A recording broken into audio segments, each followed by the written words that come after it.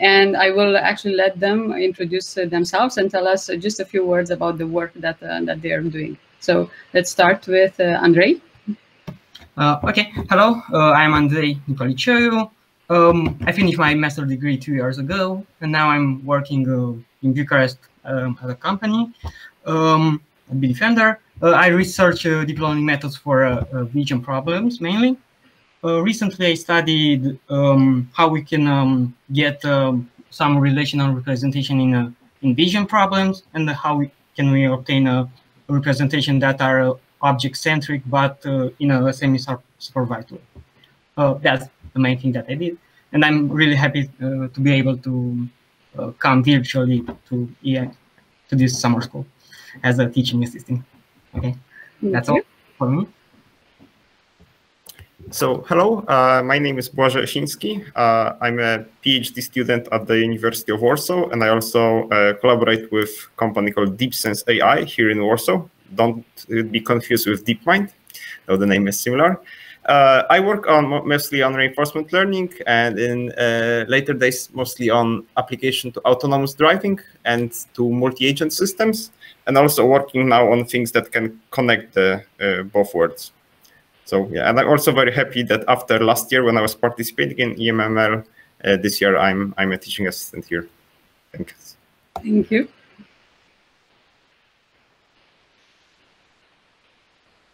Elena, I think you're muted. Sorry. Yes, I was muted. Hello, I'm Elena Burceanu, and I work at Bitdefender in Bucharest, Romania, in machine learning research team. In an independent team of the product and the production line here in Bitdefender. Our purpose as a team is to become competitive in top academical research and to build a strong local community here. My main interest as a researcher is in computer vision and particularly in unsupervised video understanding. And I am currently pursuing my PhD on tracking general objects and on instance segmentation. Last year, our team was involved in organizing AMLA in our town here in Bucharest, and I am glad to see it continuing this year too, despite of all the obstacles. Have a great time this week and make connections and take advantage of the impressive lineup of speakers and mentors this year. Thank you. Hi, everyone. First of all, thank you everyone for organizing this year too, even if there were some problems with the pandemic. I'm Iulia Duță. I got a master's degree in artificial intelligence from the University of Bucharest 2 years ago. I work as machine learning researcher at Bitdefender in the team that Elena told you about. I am super excited about graph neural networks, and my research focused on how to take advantages from GNNs for structured and unstructured domains, and also on how to design methods to make those models learn easier and in a better way. Currently, I'm trying to apply graph nets to create better video representation. So if you are interested in similar things, just ping me on Rocket Chat.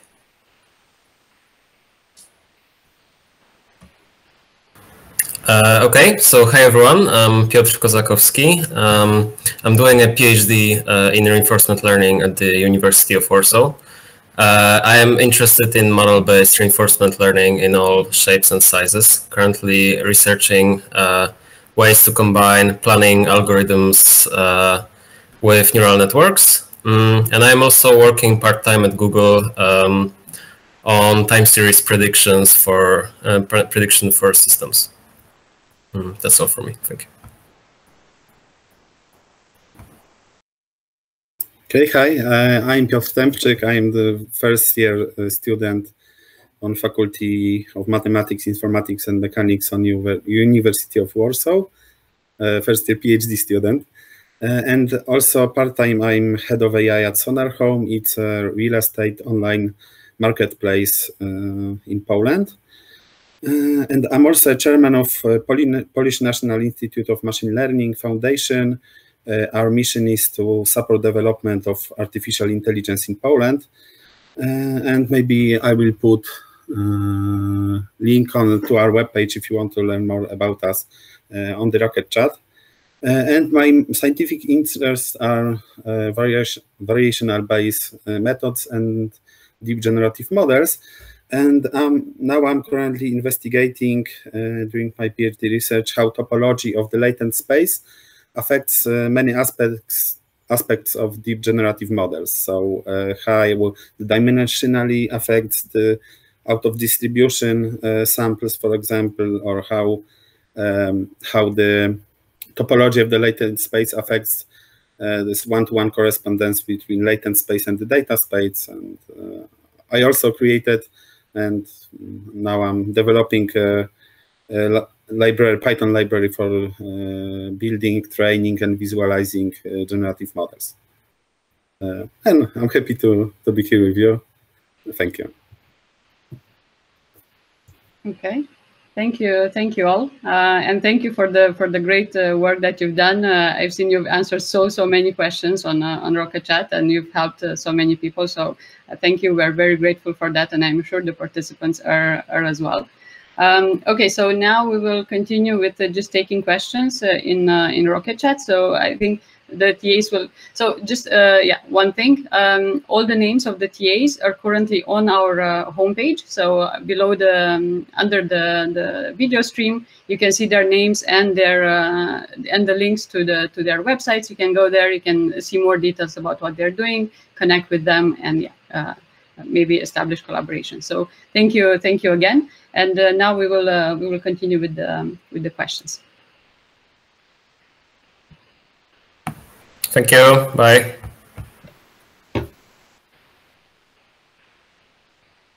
Okay, so yeah, first of all, I think I kind of owe some explanations for the tutorial on the ResNet. So I will just start very quickly just by presenting a bit. I made a figure which should be should allow you to understand much better the way the code was written last time. And by the way,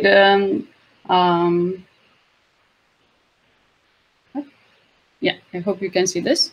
So this is now GitHub solution was updated with more explanation and more comments.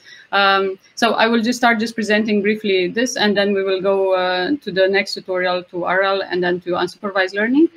So please ask in Rocket Chat in tutorials Q&A tutorials QA channel. Please post their questions that you might have, and then the teaching assistants will help you, or we will also answer questions live. So yeah, just to go briefly back to the residual connections. So as I said, there was the initial here on the, let me see if I know how to use this. On the left here, this is the first version of a residual network that was published. And then here on the right, there's the second version, and this is the version that we have in the code.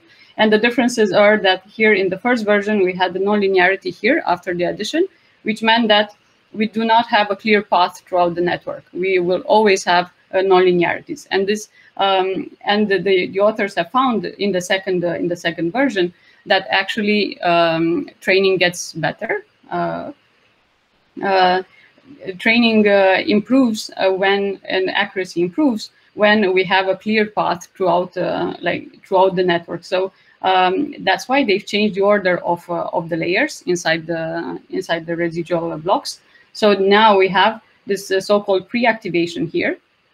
So inside one residual block, we have two main units, and then in each unit we have this pre-activation before the convolutional layer. Yeah, so this is the main block, and then when we want to, so sorry, here again we have this element-wise addition. This forces us to have the same dimension in the channels between input and output. Now, when we want to increase the dimension of the feature space, we would do a so-called projection here on the shortcut. So we use a 1x1 convolution to project into a higher dimensional space.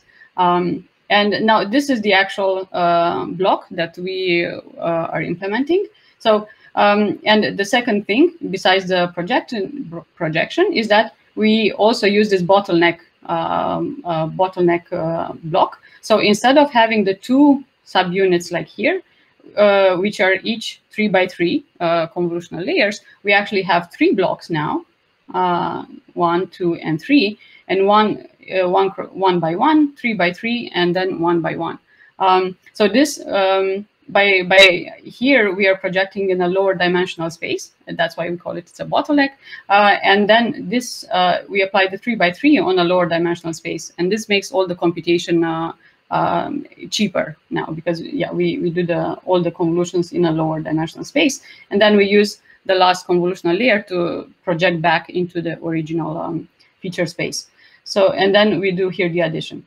However, even when we do the shortcut, we don't do just 1 by 1 convolution here. We have to first pass through the pre-activation to normalize the features. Okay, so that's why when we go into that's why the code looked the way it looked. Okay, so first, when we just enter in the block, we have our inputs here, and then we take the shortcut, and the output will take both the value of the inputs, and then we loop. So we have these 3 blocks. We could easily just write them like every layer 1 by 1 by hand, but here the code was written in a compact form, and then we loop through the three blocks. So, and then at the first block, we check if we apply projection here. So if I need to go through the projection, then I apply the convolution. This was the convolution, the 1 by 1 for the projection. And then I continue. So this gives me this. The 2 lines from here are these. And then if I will go to here, if I need for the shortcut, or if not, I will just continue here and do my my convolutional blocks. And in this way, this is the compact form of writing this this residual block. So I hope this clarifies a bit better. Apologies for that. It was confusing the figure last time. And I just wanted to say that residual connections have been used in many other architectures, and not only for image classification. So another form, in another paper, residual connections were used in a dense in a dense manner. So in DenseNet, you are maybe familiar with, there you have blocks, and then inside these blocks, all the features, all the layers send activations to all the other layers in the block. And then another thing to note is that in UNet, for example, we also have these long skip connections like here. And here, actually, they don't do addition to combine the shortcut and the residual. They actually do concatenation. However, so when we do concatenation, we don't have the issue with the different number of feature channels in input and output of the block, but this does increase, obviously, the computational resources that are required. So yeah, this is UNet, and this is used mostly is used for semantic segmentation. So I'm sure people here who work on this or in medical imaging for semantic segmentation, they are surely familiar with that. And maybe I would just take just two more minutes, but this is a bit longer thing. I will just stop here, and maybe we can just take questions or move to the next tutorial. Let me just check if there are questions in Rocket Chat.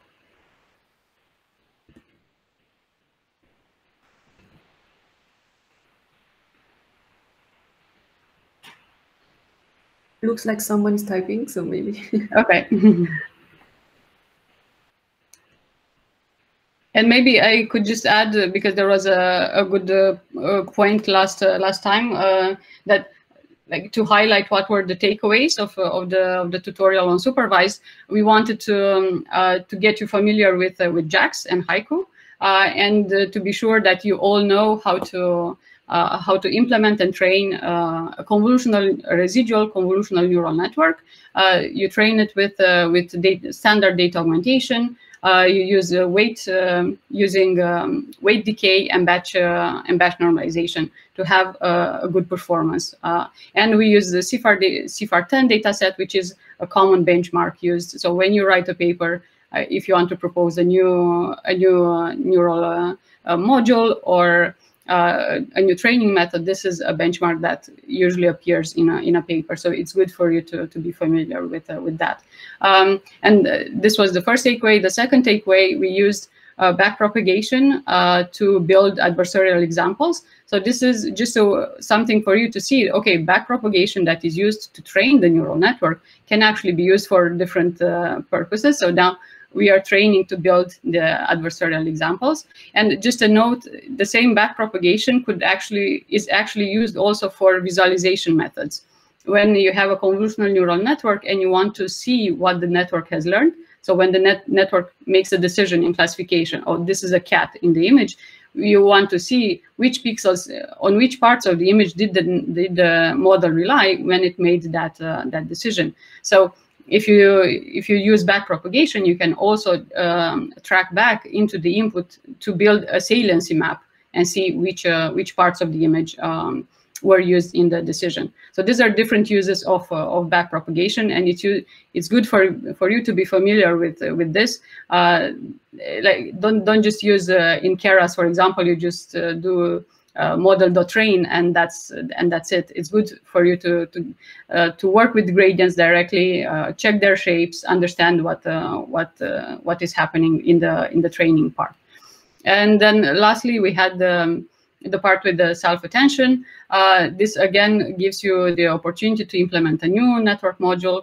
And self-attention that we did there, the squeeze and excitation, it's a very simple module, very easy to implement, and it's now used in several papers, in several popular architectures. For example, in EfficientNet, which is I'm not sure if it's state of the art now in classification, but it is a really strong baseline to have.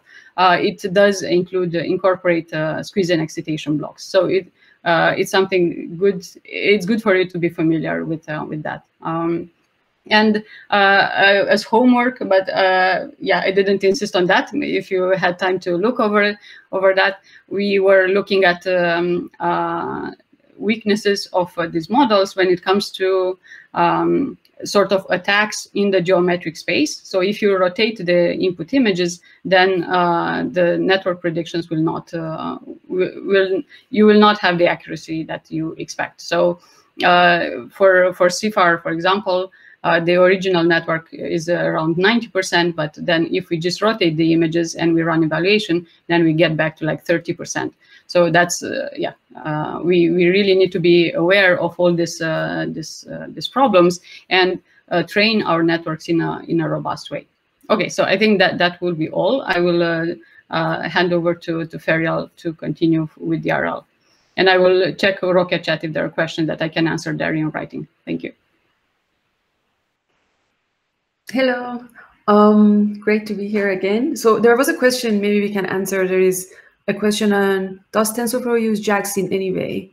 So the answer is no, but they both rely on XLA, which is like accelerated linear algebra computation. And I guess to some extent they use the same tools, but it's different. Yeah, that's one question. And I don't know if you have more questions. And maybe just to add, maybe people were confused. So JAX does not offer support for data loading and data preprocessing, and that's why we use TensorFlow for that part. And then we use JAX for all the part with the model definition and model training, in case this made some confusion. Yeah, great. Yeah, for the reinforcement learning tutorial, so I looked and saw whether there are any questions that I could answer. So the homework was the DQN implementation of the loss, or if you wanted to be more ambitious, the training loop. But I didn't see any particular question. I'm here if you want to ask more. And Gorge is going to be there later today, and he also can answer more questions. I'm going to just maybe, should I share my screen, Viorica, or is it fine? I don't know. I don't need to, so.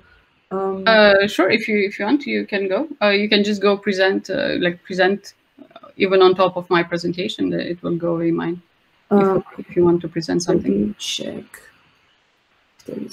Or I can also stop my presentation. I'm presenting now. Is this working? I am seeing, but it might be too small. Okay.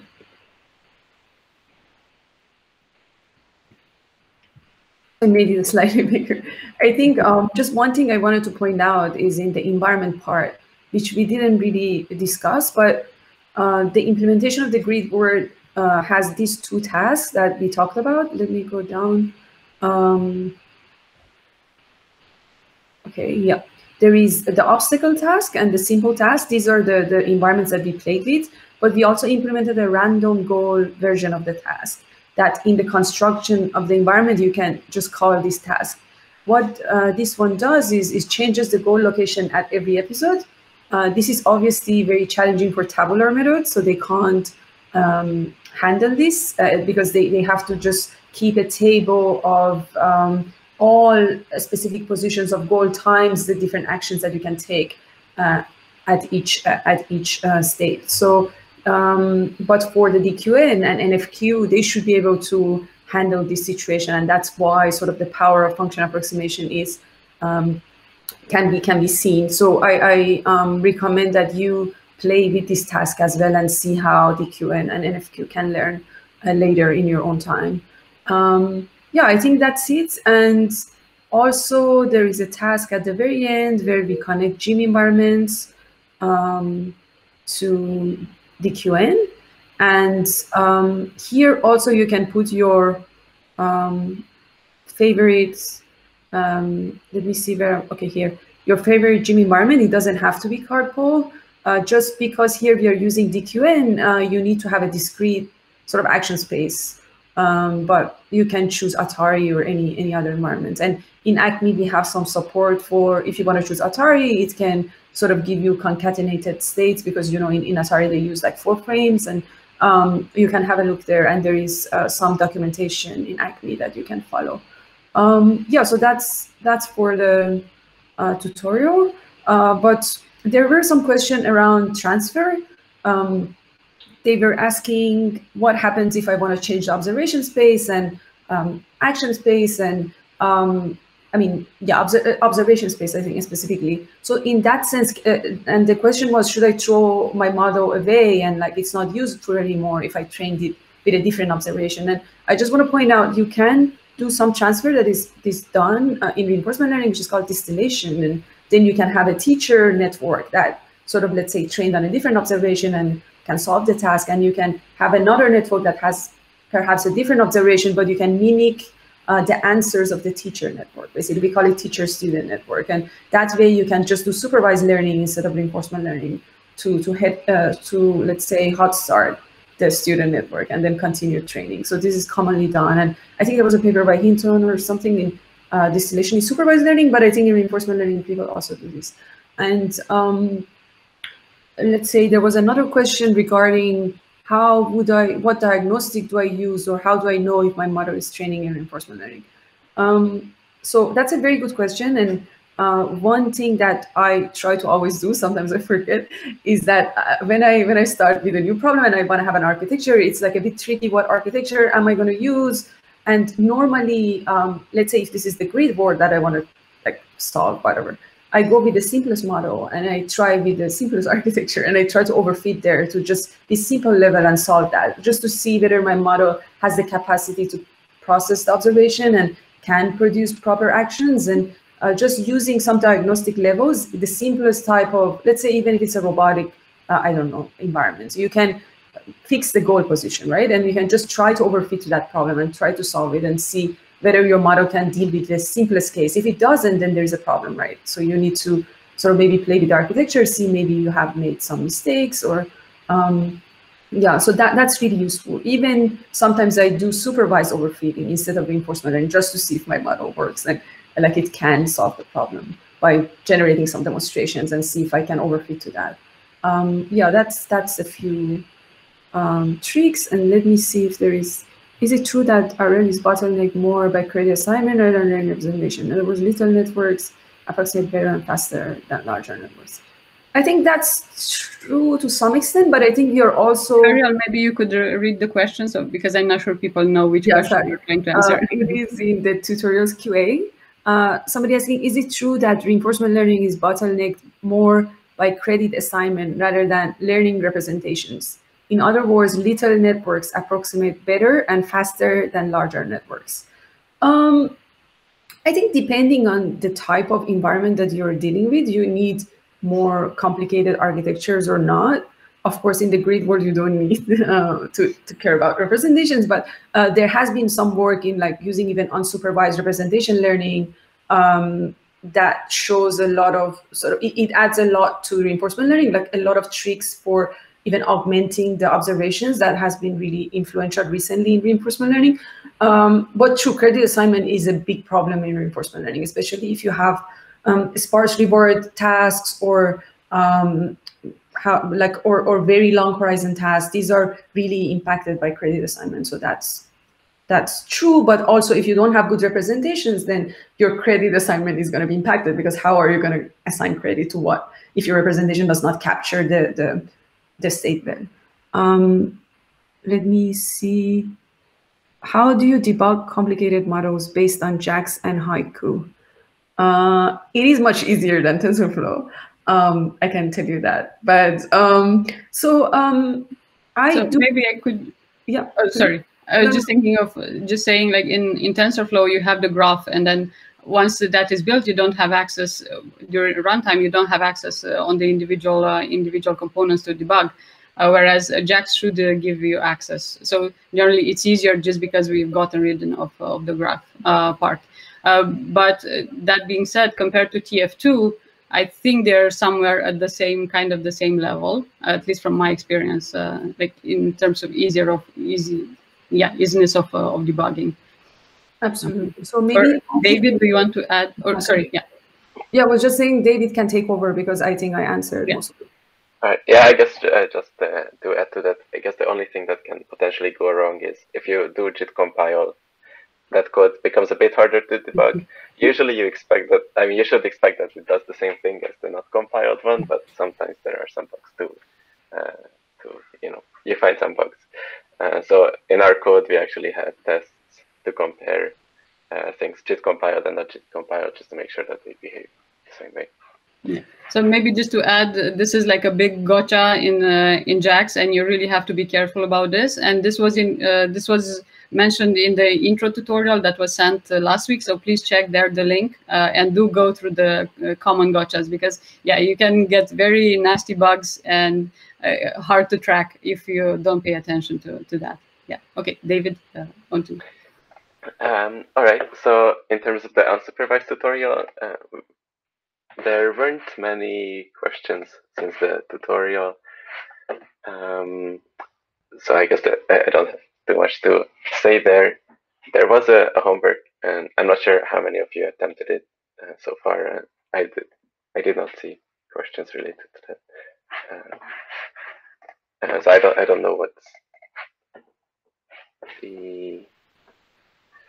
I think there is a question, if I may, there's a question regarding, are there works where observing the environment is treated as an action, such that the agent selects the action which is actually observing some aspects of the environment?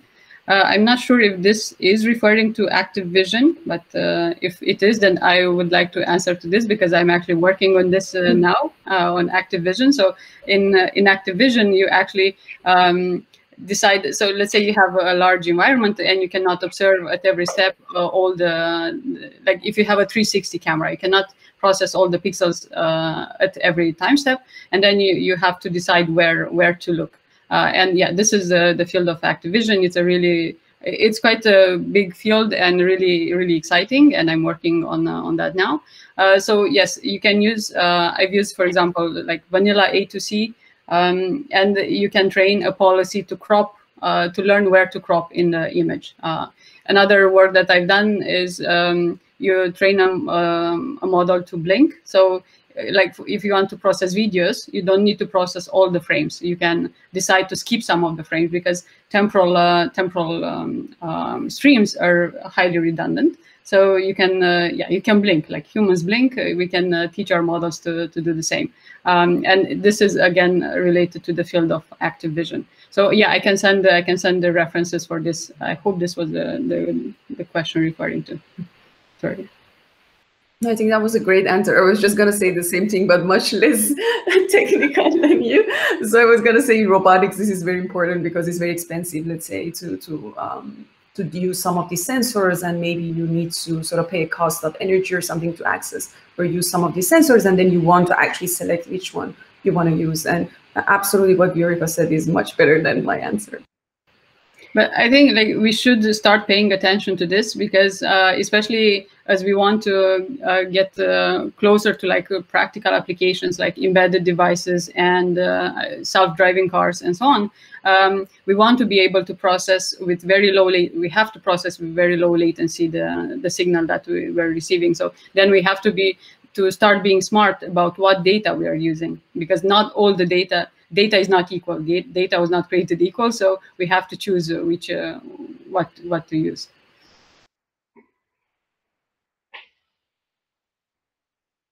There's another question on Acme. Feryal, if you want to. Yeah, I will answer in the chat. No worries. There's more discussion.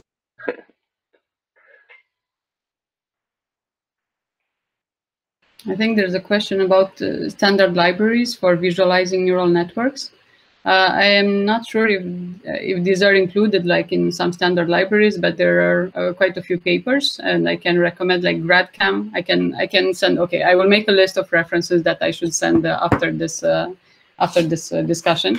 So there is the GradCam paper, or the several papers related to GradCam where they visualize saliency maps using backpropagation.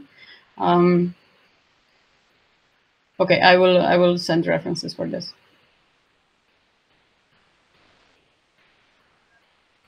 I think there was an earlier question regarding, is Haiku inspired from Scala?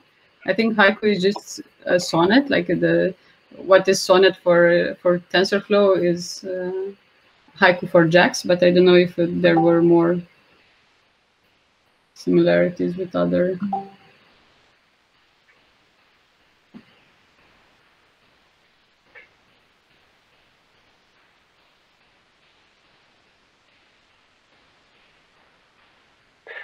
There was another question on would you recommend RL for NLP tasks? If so, for what kind of tasks? I think there's been arguments that NLP should be trained with RL because when you're conversing, there's a lot of dynamics there. However, there's practical problems with that because you need an interactive environment in order to train with RL. And you would need a lot of data. But if maybe Feryal can. No, very, very good answer. Also, like you need a reward function with reinforcement learning, and sometimes it's a bit tricky what reward function to use for NLP. And let's say, is it like you don't want to have a human in the loop, right? Like to annotate the whole data and say, oh, this looks good, this looks better. So if we can come up with some reward function that are meaningful and dense, not just sparse at the very end of generation of a document or something, then it would be really useful and interesting because if you can, NLP is a sequential decision-making task, like you make a decision on what to say next after each word. And and I think reinforcement learning can be really useful there, but the question is what reward function, what the training precision should look like, what the task should be. And, I guess I can potentially imagine in the future some kind of joint unsupervised reinforcement learning technique. Although maybe it already exists, I'm not sure. But I think we have a second lecture today on NLP, and I'm sure Cho might touch on this actually. So keep your question, ask the question back also in the second lecture.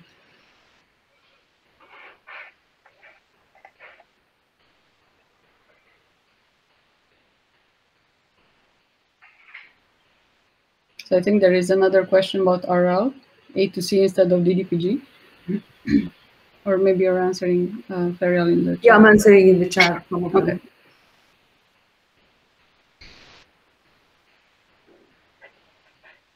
So maybe I'll just repeat, there are several questions the last time. Why did we choose JAX and Haiku for the tutorials? And just to repeat so that this is clear. We are using now JAX and Haiku ourselves, and not PyTorch. So for us, to prepare the tutorials would have been a lot more effort. And we also think that JAX is closer to NumPy and is just Python and NumPy in terms of syntax, and this should be easier for people to get started. And as we mentioned earlier, it's also easier to debug. So we hope that yeah, you will get on board with these libraries as well.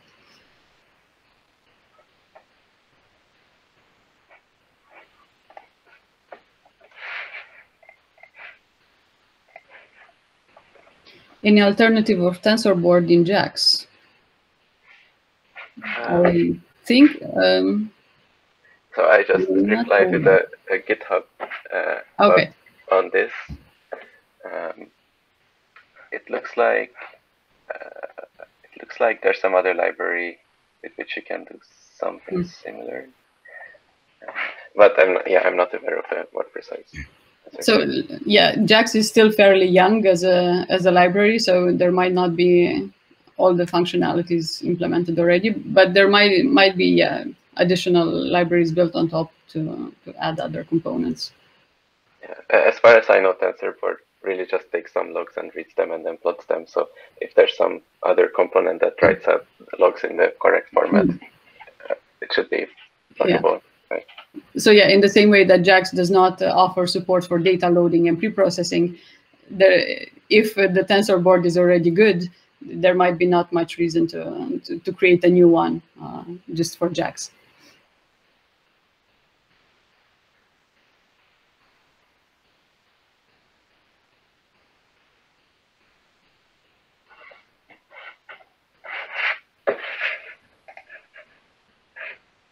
What tool would you recommend for experiment tracking? I'm not sure.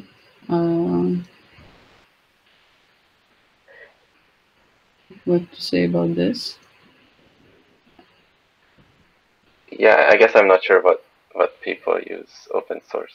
I used Sacred before. Sacred is by Schmidhuber's lab, I believe.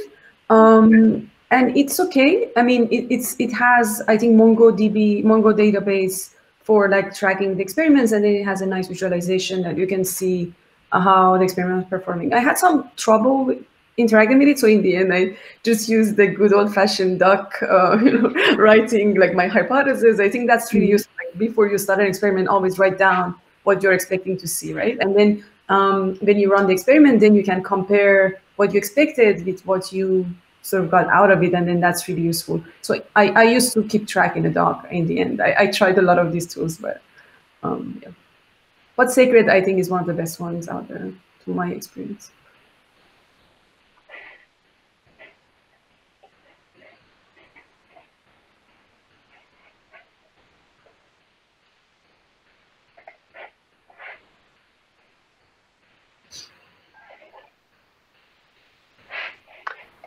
I think there was an earlier question, I'm not sure if that was answered, related to what was the algorithm followed for adversarial attack.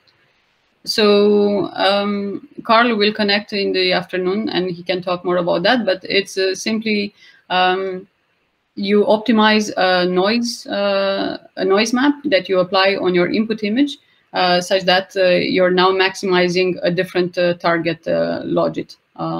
And you still use a gradient descent to optimize for that. So now the loss that you will have is the classification, but with the wrong target, the target that you want to fool with. And then you have a second loss term, which is L2 loss between this perturbed image and the original image, because you want the new image, the perturbed image, to stay as close as possible to the original image, such that the perturbation is not visible is not visible to humans.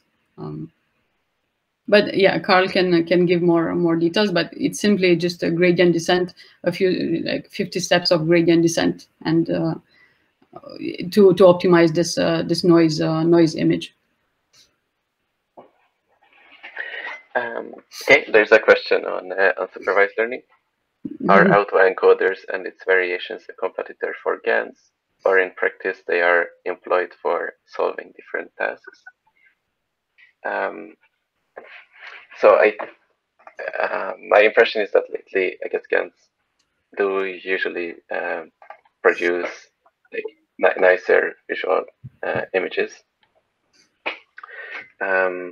but I guess, yeah, I guess I'm not really sure since this is not my expertise.